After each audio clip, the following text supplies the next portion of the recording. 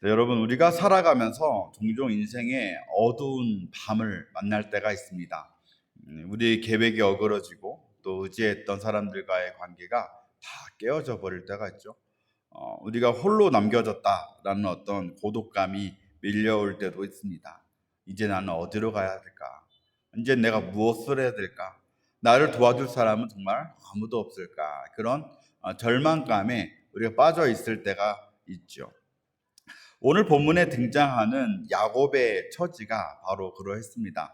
야곱은 지금 도망치고 있습니다. 평소에 갈망하던 장자의 축복권을 얻어내기는 했지만 그 과정은 속임수로 얼룩져 있었죠. 속임수로 장자권을 빼앗겨서 분노한 형 에서가 자신을 죽이려고 하니까 결국 어떻게 합니까? 야곱은 외가가 있는 하란으로 도망의 길을 가게 되어지는 겁니다. 야곱이 살고 있었던 브엘사바에서 하란까지는 약 한 800km 정도, 1000km 정도 되는 아주 먼 길이었는데 오늘 본문 10절과 11절은 그 길을 이렇게 묘사하고 있습니다. 제가 한번 이렇게 읽어보겠습니다. 야곱이 브엘세바에서 떠나 하란으로 향하여 가더니 한 곳에 이르러는 해가 진지라 거기서 유숙하려고 그곳에 한 돌을 가져다가 베개를 삼고 거기 누워 자더니. 네, 야곱이 도망하던 중에 결국 이제 해가 졌습니다. 그렇겠죠. 하루 만에 몇백 킬로를 어떻게 걸어갑니까? 네, 이제 해가 저물었어요. 아무것도 없는 광야 그 맨 땅에서 들짐승들의 울음소리가 막 멀리서 울려 퍼지는 그 광야에서 어두운 밤을, 두려운 밤을 만나게 된 거예요. 침대가 있겠습니까? 이불이 있겠습니까? 덮을 것도 아무것도 없는, 그래서 그저 길가에 굴러다니는 거친 돌 하나를 가져다가 베개로 삼고 차가운 맨 땅에 누워서 잠을 청하고 있는 그런 상황을 우리가 지금 오늘 본문을 통해서 읽고 있어요. 제가 이제 20대 때, 30대 초반에 이제 부목사, 부교육자일 때 이제 담임 목사님, 그 당시에 담임 목사님들을 모시고 어디 지방이나 이런 데 집회를 다닐 때가 있어요. 같이 이제 가면은 근데 목사님들이 다 그러신 건 아니지만 어떤 목사님들은 꼭 베개를 챙겨 가시는 분들이 있어요. 예. 그래서 제가 무슨 베개를 챙겨 가시나. 참 목사님이 참 유별나시네. 이런 생각을 제가 어렸을 때 젊었을 때 했던 것 같습니다. 네. 근데 제가 좀 자라고 보니까 조금 자라고 보니까 그럴 때가 있더라고요. 베개에 호텔이 좋아도 베개의 높낮이가 막 잘 안 맞고 이러면 잠을 막 설칠 때가 있는 거예요. 베개를 두 개를 포개 보기도 하고 막 별짓을 다 해도 베개 때문에 잠이 안 오는 경우가 있잖아요. 그렇죠? 우리가 머리만 대도 잠을 잘 자는 것도 축복이다 저는 생각을 하는데 어쨌든 오늘 본문에 보니까 그런 폭신한 베개 이런 거 다 떠나서 그동안 사용하고 있던 침구를 다 버리고 지금 돌멩이를 베고 잠을 청해야 되는 상황 속에 놓여 있었다라는 것이죠. 더군다나 야곱은 어떤 사람입니까? 어머니 리브가의 또 편향적 사랑을 받았던 사람 아니에요. 네, 이 형 에서보다 더 많은 사랑을 받았다. 성경은 그렇게 기록하고 있어요. 그러니까 이제 이 야곱이 자라난 환경은 어머니가 지극히 정성으로 돌보면서 따뜻한 곳에서, 폭신한 곳에서, 안전한 곳에서, 제일 좋은 곳에서 자고 생활하던 그 야곱이 지금 이제 도망치는 그 가운데에 광야 한복판에서 돌베개 하나 머리에 베고 차디찬 그 바닥에 누워서 잠을 청하면서 야곱이 대체 어떤 생각을 했을까요? 만약에 여러분들이 그런 상황이 되었다 생각해 보십시오. 어떤 생각이 들겠습니까? 비참하겠죠. 내 처지가 비참하지 않겠습니까? 내가 대체 왜 이러한 상황이 되었을까? 자기 스스로가 한심하게 느껴졌을 수도 있어요. 내가 왜 그때 거짓말을 했을까? 내가 왜 그때 욕심을 더 부렸을까? 내가 그렇게만 안 했더라도 내가 아버지, 어머니와 함께 살았을 텐데.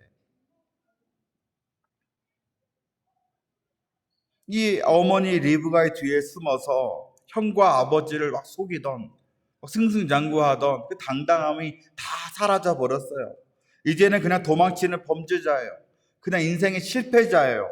미래에 대한 불안감을 가지고 있습니다. 앞으로 어디를 가야 할지 모르겠어요. 가족에 대한 그리움이 있습니다. 죄책감이 있습니다. 이게 지금 야곱이 그 차리찬 바닥에서 누워서 가졌을 그의 감정 아니겠습니까? 그런데 야곱이 잠들었을 때 바로 그 순간에 야곱의 인생을 송두리째 바꾸어 놓는 놀라운 사건이 일어나게 되죠. 하나님이 그를 찾아오신 거예요. 야곱이 먼저 하나님을 찾아 부르짖은 것이 아닙니다. 하나님 도와주세요. 하나님, 내가 이렇게 왜 이 참 바닥에 자야 됩니까? 하나님 능력을 주세요. 힘을 주세요. 이걸 극복할 하나님 그것들을 주십시오. 사랑을 붙여주십시오. 이렇게 기도했어요? 기도하지 않았어요. 기도가 했던 내용이 없죠. 회개했습니까? 하나님, 내가 거짓말했습니다. 내가 부모를 속였습니다. 내가 욕심을 냈습니다. 과욕을 부렸습니다. 회개했습니까? 아니, 회개도 없어요. 하나님께 나아간 것이 하나도 없는데 하나님께서 그 절망의 자리에 먼저 찾아오셨더라는 거예요. 오늘 우리는 이 말씀을 통해서 우리 인생이 가장 어두운 밤들을 통과할 때 우리를 먼저 찾아오시는 그 하나님의 은혜를 한번 생각해 보는 그런 시간을 가졌으면 좋겠습니다. 앞서 말했듯이 이 지쳐 잠든 야곱의 꿈속에 신비로운 광경이 펼쳐집니다. 12절 말씀을 함께 읽어보겠습니다. 12절 말씀입니다. 12절 말씀. 네. 계시죠, 누가? 안 보여요? 네. 제가 읽어볼게요. 자, 꿈에 본즉 사닥다리가 땅 위에 서 있는데 그 꼭대기가 하늘에 닿았고 또 본즉 하나님의 사자들이 그 위에서 오르락 내리락 하고. 자, 야곱이 누워 있는 그 땅 위에 거대한 사다리가 세워졌어요. 거대한 사다리가 세워졌는데 그 사다리의 꼭대기가 어디에 닿아 있다고 하죠? 하늘에 닿아 있다. 꼭대기가 하늘에 닿아 있다라고 이야기해요. 그리고 하나님의 천사들이 그 사다리를 통하여서 오르락 내리락 하고 있다라고 이야기하고 있습니다. 이 야곱의 사다리 환상이 보여주는 영적의 의미는 명확하죠. 죄로 인해서 그리고 인간의 실패와 또 연약함으로 인하여서 이 하늘과 땅의 소통이 완전히 끊어진 것만 같았어요. 그렇죠. 아담 이후로 모든 하나님과의 관계가 끊어진 거 아니겠습니까? 죄는 하나님과 우리의 관계를 끊어놓는 역할을 했어요. 그런데 그 상황에서 그 자리에서 그 통로에 하나님께서 사다리를 놓으셨다라는 거예요. 하나님께서 그 죄를 극복하시고 그 상황을 극복하시고 친히 통로를 열어주셨다는 건 아닙니까? 우리는 흔히요 착각할 때가 많습니다. 내가 열심히 노력해서 내가 어떤 자격을 갖추어서 내가 어떤 거룩함을 이루어서 하나님께 도달해야지. 내가 하나님을 닮아야지. 닮아내야지. 예수 그리스도의 삶을 내 인생에 이식해야지. 우리 가운데 그것을 통하여서 하나님께 닿으려고 하는 그런 아둥바둥 거리는 모습들이 우리 가운데 있습니다. 그러나 성경에서 말하는 복음은 분명하게 달라요. 복음은요, 우리 인간이 하나님께 올라가는 것이 아니라 하나님이 사다리를 내리셔서 내려오시는 것, 하나님이 그분이 우리에게 내려오시는 것, 다가오시는 것을 이야기합니다. 여러분, 하나님의 아들이신 예수님이 우리에게 오신 거 아니겠습니까? 우리가 하늘로 올라가서 구원을 따냈나요? 그렇지 않아요. 하나님의 아들이신 예수님께서 성육신하셔서 하나님이신 그분께서 인간의 몸으로 오셔서 우리를 구원하신 거 아니겠습니까? 야곱이 누워있던 그곳은 루스라고 불리는 곳이에요. 루스. 네, 루스는 황폐한 곳, 그런 뜻을 갖고 있습니다. 황폐한 땅이에요. 황량한 벌판이었습니다. 아무도 주목하지 않는 버려진 땅이었습니다. 그런데 하나님이 먼저 그곳으로 찾아오시니까 그곳이 어떤 곳이 되었어요? 하나님이 임재하신 거룩한 땅, 성소가 된 거 아니겠습니까? 이 하늘과 땅이 연결되는 우주의 중심이 되어버렸어요. 하나님의 임재가 가득한 성소가 되어버렸습니다. 사랑하는 성도 여러분, 우리도 그런 절망의 자리가 있을 때가 있습니다. 실패로 인해서, 질병으로 인해서, 또 죄책감으로 인해서 밤잠을 이루지 못하는 그러한 상황에 우리가 놓여 있을 때도 있습니다. 그럴 때 우리가 어떤 생각을 하냐면, 나 하나님께 버림받은 거 아닐까? 내가 실수해서 하나님이 날 버리신 것이 아닐까? 내가 죄를 지어서 하나님이 나를 그냥 놔두신 거 아닐까? 하나님이 살아계시다면 왜 나를 도망자의 신세로 놔두셨을까?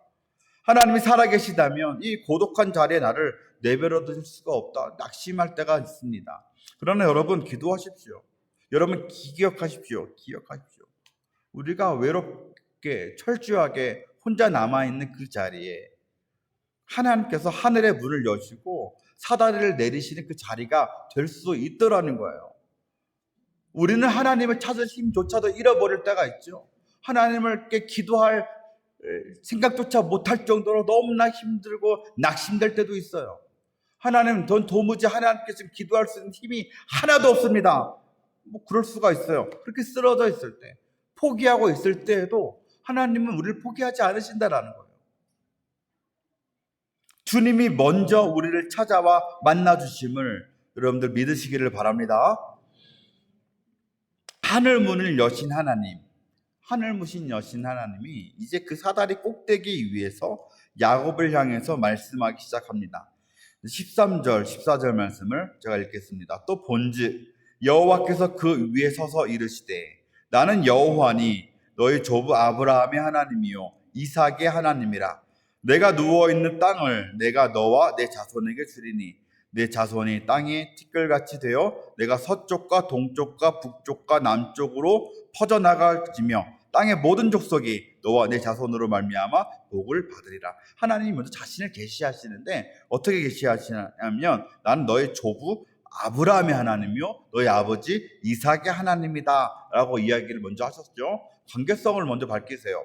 그러면서 뭐를 얘기하시냐면 축복을 하시는데 누워있는 그 땅을 주겠다. 그 다음에 그 자손이 땅의 티끌처럼, 땅에 이제 먼지 얘기하는 거 아닙니까? 땅에는 모래처럼 많아지게 해주시겠다. 그리고 야곱과 그의 자손을 통해서 땅의 모든 족속이 복을 받게 하겠다라고 말씀하시면서 이게 뭐예요? 아브라함과 이삭에게 맺으셨던 언약, 땅과 자손과 복 아닙니까? 땅과 자손과 복, 땅과 자손과 복에 대한 이 언약을 이 야곱에게 그대로 이어가시겠다라고 이야기하고 있어요. 땅과 자식과 복에 대한, 땅과 자손과 복에 대한 이 놀라운 축복이 아브라함에서 끝난 것이 아니라 이삭에게서 끝난 것이 아니라 오늘 도망치고 있는 이 잘못해서 범죄해서 실수해서 실패해서 도망치고 있는 야곱을 통해서 그 약속을 언약을 이어가시겠다라고 하나님께서 선언하고 계시다라는 거예요. 여기서 우리는 아주 중요한 사실을 다시 한번 주목해야 됩니다. 하나님께서 야곱에게 이 엄청난 축복과 언약을 쏟아 부어 주시는데 야곱에게 어떤 조건을 요구하십니까? 아니죠. 그런 것이 지금 하나도 없잖아요. 야곱아, 너 왜 아버지를 속였니? 너 왜 그렇게 욕심을 부렸니? 너 지금 당장 무릎 꿇고 회개해. 회개해야 내가 너에게 복을 줄 거야. 이렇게 말씀하셨나요? 너 형 에서에게 돌아가서 용서를 구해.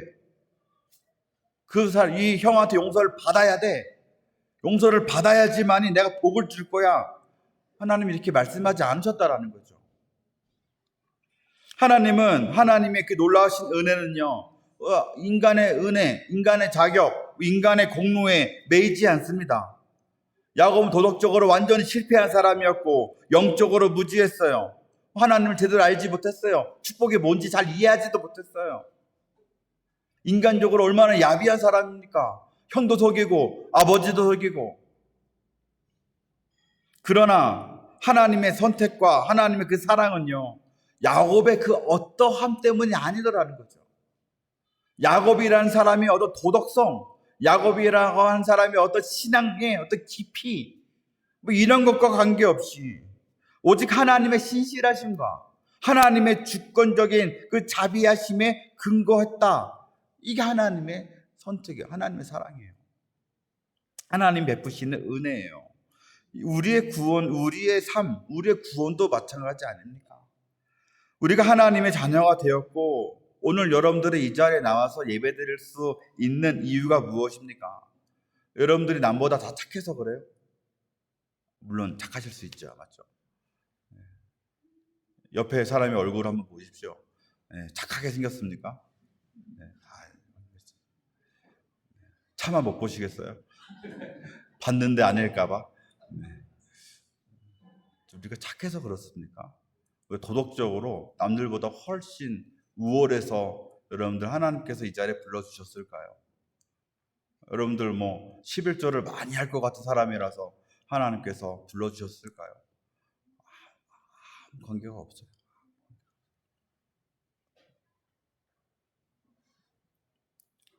여러분들 중에 죄 짓지 않고 살아갈 수 있는 사람이 있습니까? 아무도 없죠. 로마서 5장 8절의 말씀처럼 우리가 아직 죄인 되었을 때 그리스도께서 우리를 위하여 죽으심으로 하나님께서 우리에 대한 자기의 사랑을 확증하셨다. 우리가 의인이 되어서 예수님께서 우리를 죽어주신 것이 아니라 우리가 아직 죄인 되었을 때 예수님이 우리를 위해 죽으셨어요. 그래서 하나님은 자신의 사랑을 확증하셨다라고 이야기해요. 언제요? 우리가 아직 죄인 되었을 때. 조건 없는 은혜, 조건 없는 사랑.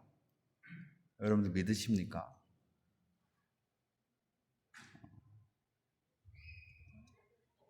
종종 그런 경우도 있어요. 목사님, 하나님이 저런 사람도 사랑하십니까? 목사님, 저렇게 악해 보이는 저런 사람들도 사랑하십니까? 저렇게 사람들 속이고 나쁜 짓도 많이 하는데 하나님이 저런 사람도 사랑하십니까? 저는 속으로 뭐라고 생각하는 줄 아세요? 집사님도 사랑하십니다. 저도 사랑하십니다. 하나님은 저 같은 사람도 사랑하시는데, 하나님 저 같은 사람에게도 은혜를 베푸시는데 왜 저런 사람이라고 해서 은혜 베푸지 않으시겠습니까?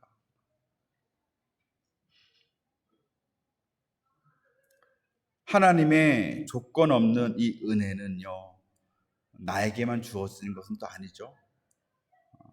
하나님이 택하신 자들은 그 누구에게도 주어지는 하나님의 은혜를 누릴 수 있는 자격이 주어지죠. 그래서 우리는 우리 자신에게 베푸시는 그 은혜에 감사해야 되지만 동시에 남에 대해서 쉽게 정죄하는 버릇을 우리는 고칠 필요가 있습니다.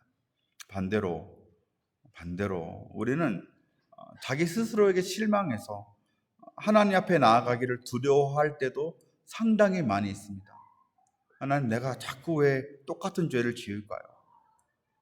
내가 이렇게밖에 하나님을 섬기지 못하는데, 내가 이렇게밖에 내 삶이 온전하게 드려지지를 못하는데 하나님이 이런 나를 사랑하실까? 하나님이 이런 나에게도 은혜를 베풀어 주실까? 하나님이 나를 받아주실까? 사탄이 주는 생각이죠. 사탄은요, 끊임없이 우리의 실패를 들추어내고 정죄합니다.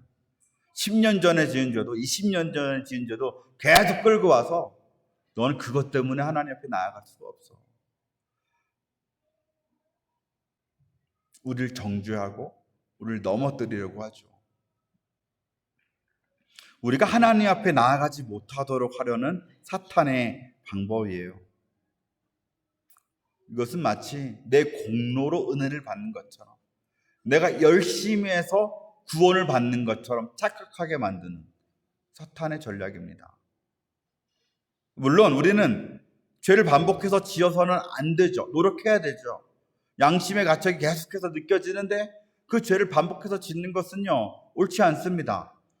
우리가 예수님을 믿어서 우리 안에 내주하신 성령 하나님이 계시다면, 그래서 성령의 열매를 우리가 맺어가고 있다면 우리는 과거보다는 확실하게 덜 죄를 지을 수 있어요. 그 힘이 우리 가운데 분명하게 있습니다. 또 우리가 지은 죄에 대해서 우리가 철저하게 회개해야겠죠. 그러나 회개가 먼저가 아니라는 거예요. 우리가 회개가 먼저가 아니고 열매가 먼저가 아니고 하나님의 은혜가 더 먼저라는 겁니다. 우리가 열매를 맺었기 때문에, 회개를 했기 때문에 하나님이 우리에게 은혜를 베풀어 주시는 것이 아니라 하나님이 은혜를 베풀어 주셨기 때문에 우리가 회개할 수 있는 힘도 없게 되고, 하나님께서 은혜를 베풀어 주셨기 때문에 우리가 하나님 앞에서 살아갈 수 있는, 성령의 열매를 맺을 수 있는 능력이 우리 가운데 있다는 거 아니겠습니까? 그렇기 때문에 우리는 함부로 우리 스스로를 정죄해서는 안 돼요. 내가 오늘 죄를 지었다고 해서, 내가 오늘 또 넘어졌다고 해서 좌절하면서 나는 안 되나 보다, 나는 하나님의 백성이 아닌가 보다, 하나님께 나아가지 말아야겠다 하면 안 된다는 거예요.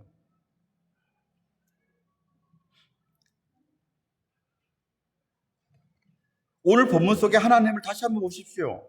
실패해서 도망치는 야곱에게 먼저 찾아오셨어요. 아직 회개도 하지 않은 야곱에게, 아직 기도도 제대로 하지 못하고 있는 야곱에게 오셔서 조건 없는 사랑을 선포하시는 분이 우리가 믿는 우리의 아버지 되시는 하나님이시라는 거예요. 우리의 실패보다, 우리의 회개하는 것보다 하나님의 은혜가 훨씬 더 크다는 사실을 여러분들 분명하게 믿으시기를 바랍니다. 그래서 언제라도 어디에 있더라도 우리가 하나님 앞에 나아가는 것을 주저하지 않아야 돼요. 주저하지 말아야 돼요. 이처럼 조건 없는 언약을 주신 이 하나님, 조건 없는 이 은혜를 허락하신 이 하나님은 이제 도망자 야곱에게 이제 가장 시급하고 필요한 실질적인 그런 약속을 더해 주시죠. 15절 말씀을 우리 다 함께 한번 한 소리로 읽어보도록 하겠습니다. 15절 말씀, 자 시작.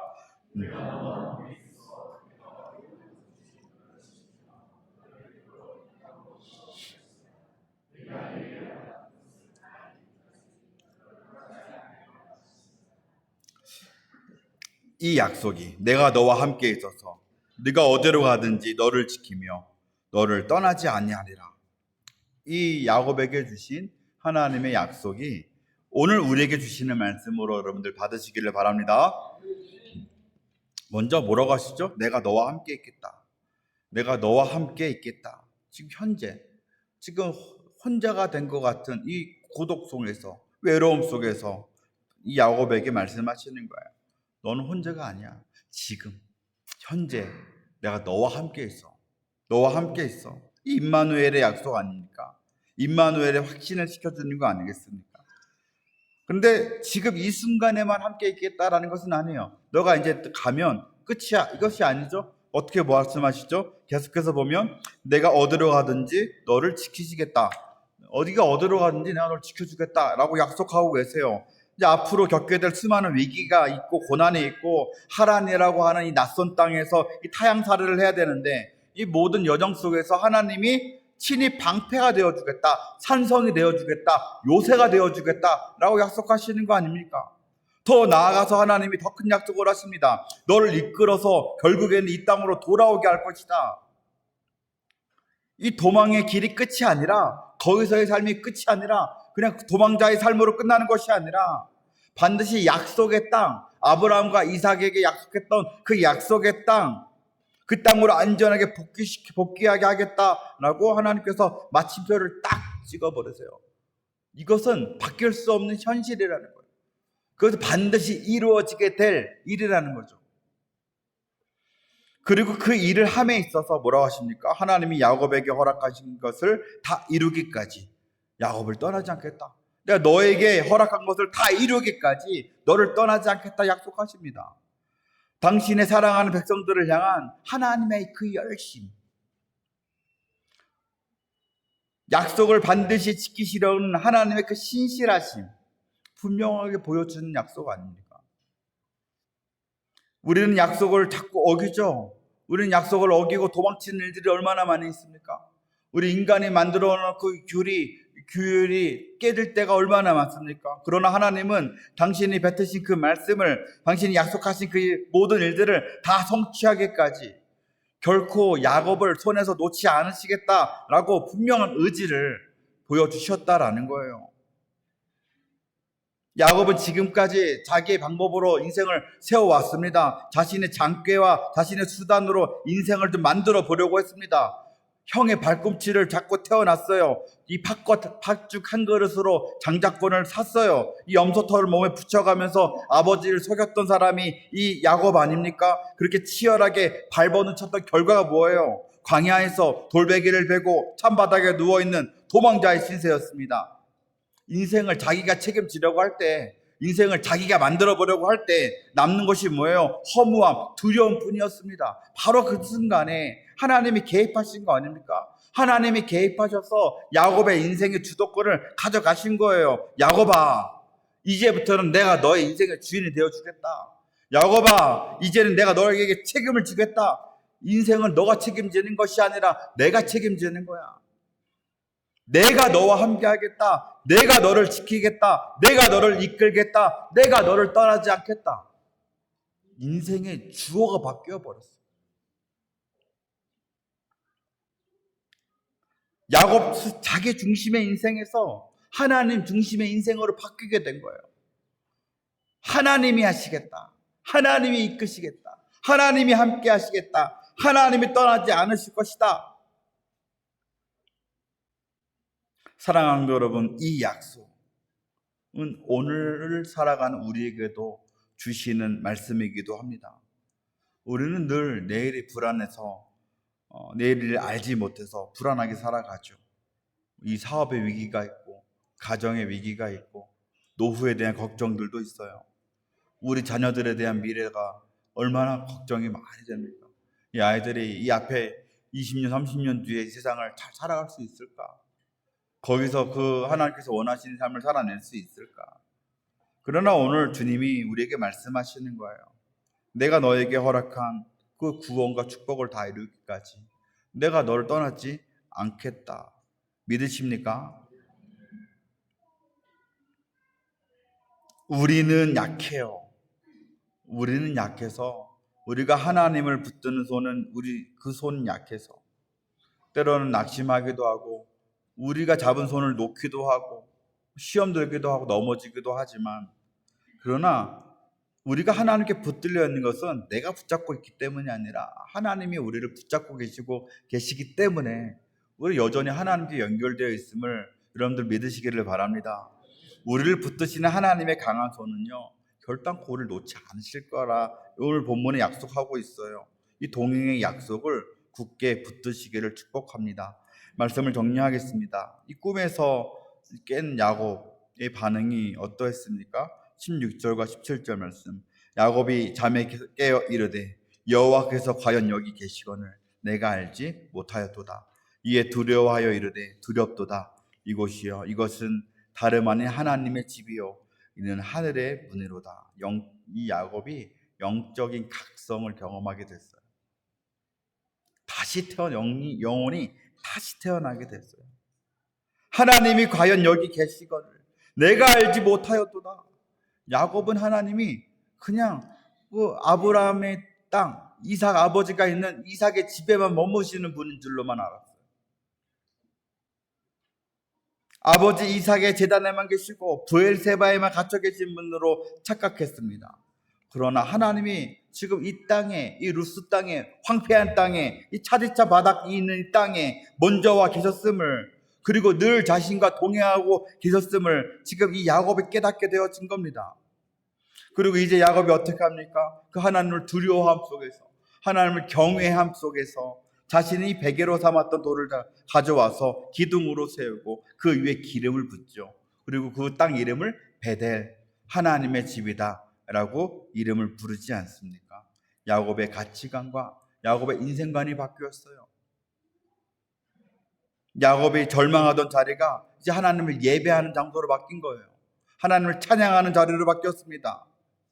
그리고 20절부터 22절까지 보면은 하나님께 서원하잖아요. 하나님, 제가 무사히 다 돌아오면 하나님께서 저에게 주신 그 모든 것의 10분의 1을 하나님께 드리겠습니다. 10분의 1을 뭐라 그랬죠? 이제 전부. 근데 전부를 다 하나님께 드리겠습니다. 사랑하는 여러분, 우리 멕시코 한인 장로교회도 야곱처럼 영적인 잠에서 깨어날 수 있기를 바랍니다. 야곱이 고백했던 것처럼 야곱께 이 여호와께서 과연 여기 계시거든. 여호와께서 이미 여기 계셨는데 내가 알지 못했구나. 이 영적인 고백이 우리의 고백이 되기를 소원합니다. 하나님은 우리가 예배의 자리에 나올 때만 만나주시는 분이 아니에요. 예배의 자리에 나와서 이렇게 이 자리에 있을 때만 하나님 우리를 지켜보시는 분이 아니라는 거예요. 우리가 어디에 있든지 간에 여러분들 삶의 현장에서, 각 가정에서, 직장에서, 뭐 길을 가던 그 모든 순간에라도 때로는 우리가 너무나 삶이 지치고 힘들어서 쓰러져 있는 그 장소에 우리가 너무나 힘이 들고 고통스러워서 하나님 기도조차도 하지 못하는 그 고통의 장소에서도 하나님은 우리를 신실하게 찾아오시는 분인, 먼저 찾아오셔서 하늘의 문을 여시는 분이시라는 거죠. 그리고 야곱에게 주셨던 그 음성으로 말씀하시는 거예요. 내가 너와 함께 있어서 너가 어디로 가든지 너를 지키고 너를 떠나지 아니하리라. 먼저 찾아오시는 하나님, 먼저 찾아오시는 하나님의 은혜를 의지하시기를 바랍니다. 우리가 내 자격이나 상황을 보지 말고 신실하게 붙들어 주시는 그 주님의 손만 바라볼 수 있기를 바랍니다.